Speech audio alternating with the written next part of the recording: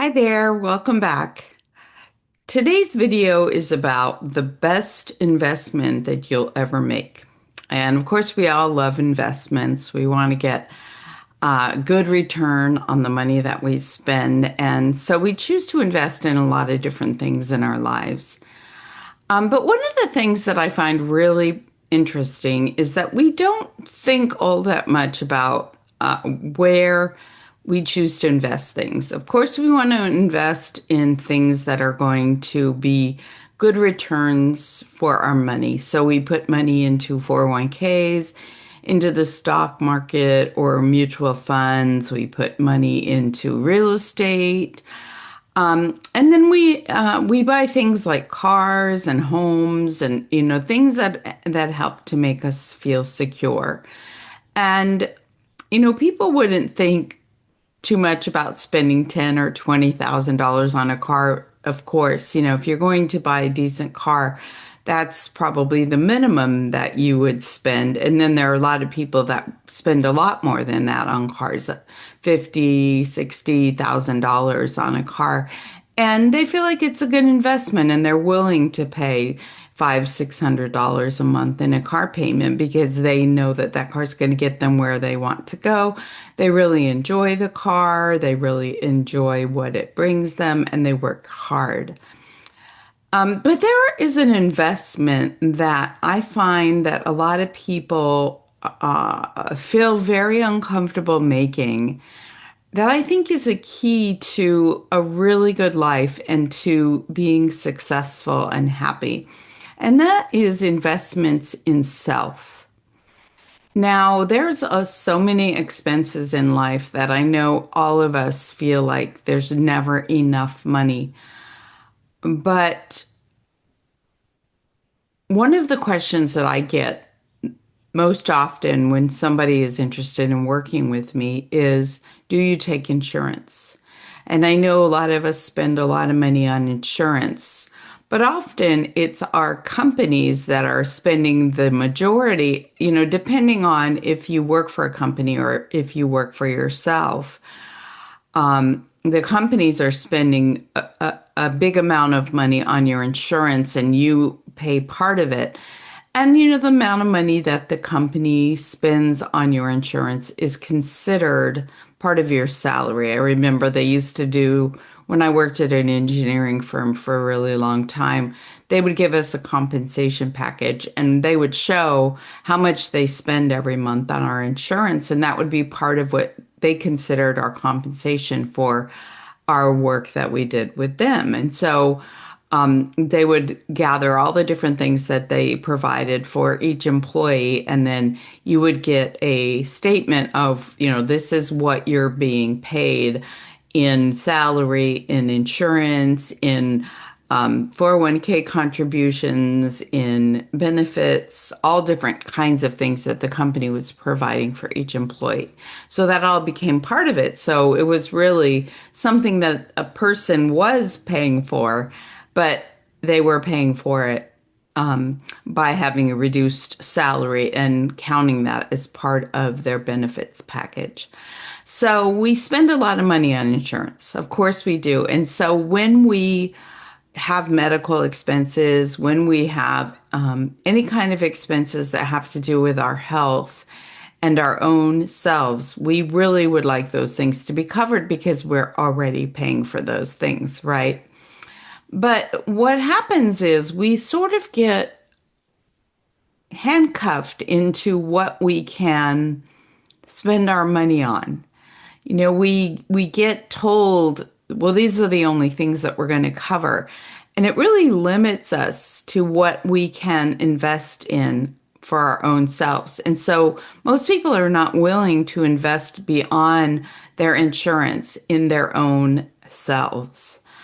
And sometimes I want to question that because it doesn't feel uncomfortable to spend $20,000 on a car for some people, for most people. But if somebody finds out that it costs $500 to do something that will really change their lives as far as healing their past and making them feel better, every day as they go to work, as they parent, as they live their lives, it's like, oh no, I can't do that. That's just not worth it.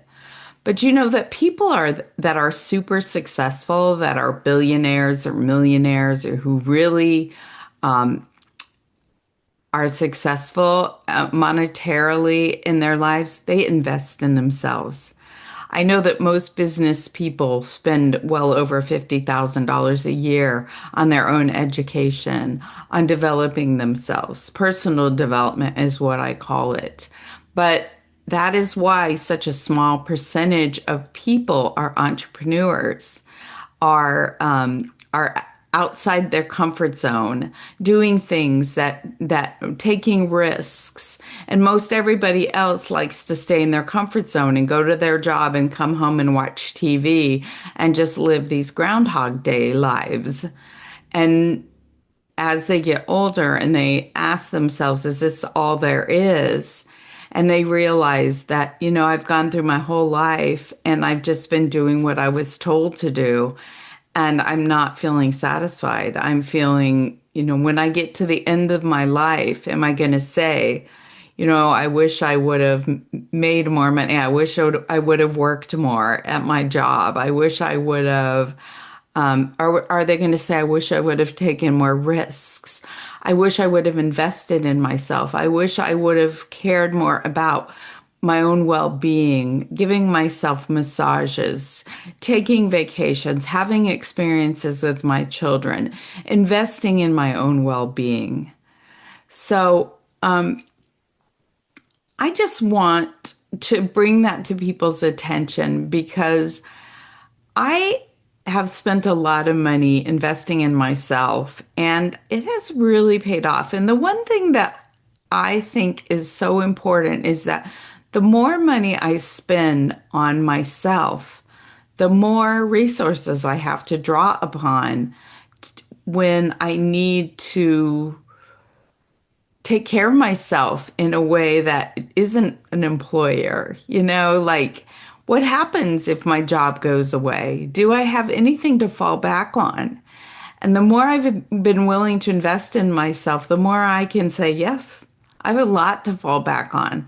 There are a lot of things I can create. I have done a lot of things that make me feel very uncomfortable, and I feel like those things are getting better and better and better. I'm not so worried about what everybody else thinks. I'm not so worried about being judged. I'm not so worried about falling flat on my face in front of people and them making fun of me because I'm beginning to know who I am. And I'm beginning to love myself in a way that I never did. And I'm not perfect by any means, but I am loving myself in my imperfection. And I feel stronger and more powerful and more confident and more loving towards other people. And I just want to give. And so as I invest in myself more, as I take money out of my pocket and give it to people who really want me to thrive and say no to doctors who want me to think that they are the end all be all and they are the only ones that know and I don't know, even though I live with myself 99% of the time and I come to see them for 15 minutes and they think that they know everything about me. I'm like, no, you don't know everything about me. I know about me and I trust myself and I'm going to follow my own voice and I'm going to listen to myself. And the more I do that and the more I invest in myself, the better I feel about that and the stronger I feel. And those things are with me for the rest of my life. Nobody can take that away. I can wreck my car, my $20,000 car. I can get it repossessed because I've lost my job and I can't pay that car payment. I can lose my house. It can burn down. It can get flooded and I have nowhere to live. But you know what? I have the resources within me to get up and to go. And you hear those stories all the time about lottery winners where they win hundreds of millions of dollars and in 5 years they have nothing. Well, it's because they don't know how to vibrate on the frequency of abundance. If you get $100 million in a lottery and you don't feel like you deserve it, you feel unworthy, then you're not going to be able to hold on to it. You're not going to feel like you deserve it. And so it takes time to feel, to love yourself, to feel okay, to not feel guilty, to not feel ashamed of having nice things, of giving yourself things. These are all programs again that we are programmed with as little kids where we just don't feel like we're enough. We don't feel like we deserve. We don't feel like people like us or we belong. And so we can't receive the good things in life when we don't feel like we deserve it. We just can't. We can't receive good love. We can't receive people who really want to love us. We'd rather be with people who treat us like crap because that's how we feel inside we need to be treated. So I just ask you to consider the investments that you make in your life. And are you investing in yourself? Do you believe in yourself enough to invest a little bit of money and time into making sure that you have what you need to thrive in any instance? And do you value cars and clothes, vacations, all of those things more than you value yourself? I mean, those things are great. I'm not saying you have to have one or the other, but right now, so many people invest in all of the other and they don't invest in themselves. Thank you for listening.